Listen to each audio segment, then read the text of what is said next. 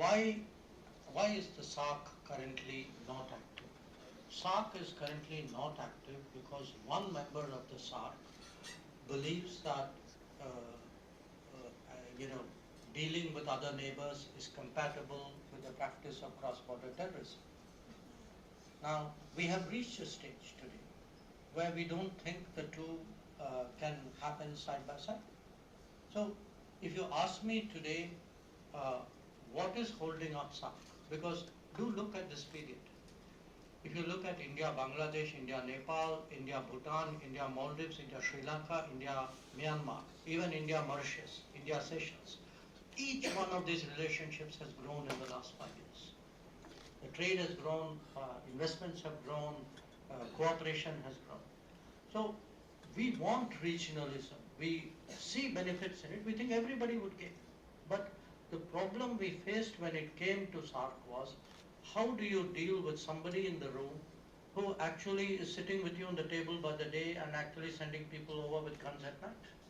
And that is a problem.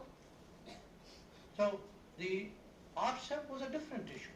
See, when RCEP, what happened was we had a set of concerns. We were very honest about it. We put those concerns on the table. There were round after round after round of negotiations.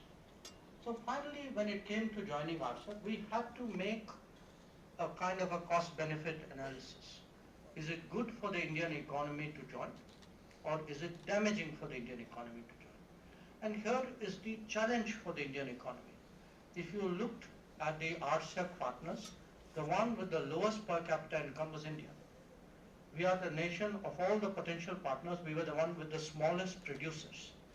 So if we had an exposure which was damaging economically, it would be damaging socially and possibly in other ways thereafter. So RCEP was, in any big decision, nations do not rush into it sort of blindly or say, I started something, so I'll now switch off my calculator and go ahead and do it because I started it. So you are calculating all the time, and finally when the time comes to take a call, which happened in October of 2019, I was with the Prime Minister when he took the call. And his view was, when we saw what was on offer from other RCEP countries, we believed that it was not in our national interest. But I want to tell you, after that, we have done an FTA with Australia, we've done an FTA with UAE, we are negotiating FTAs today with UK and with EU. So it's not that India is isolated. And by the way, our exports have grown in this whole period and grown fairly massively. So the second question, do you take stance, neutral, not neutral?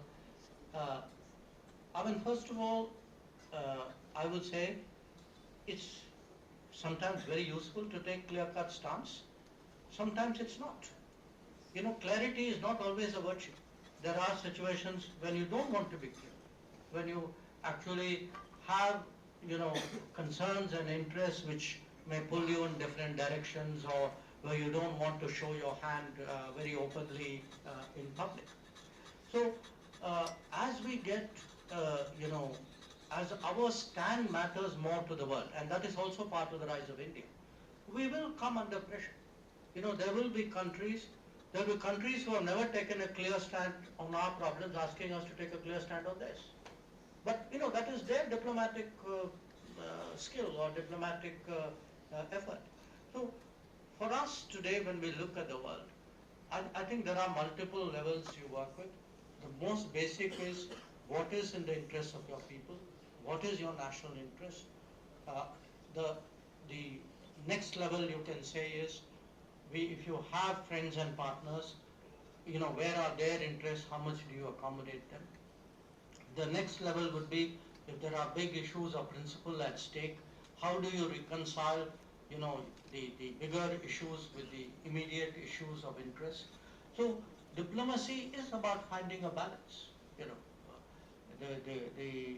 The complexity of being a diplomat is to be able to think short, medium, long, all at the same time.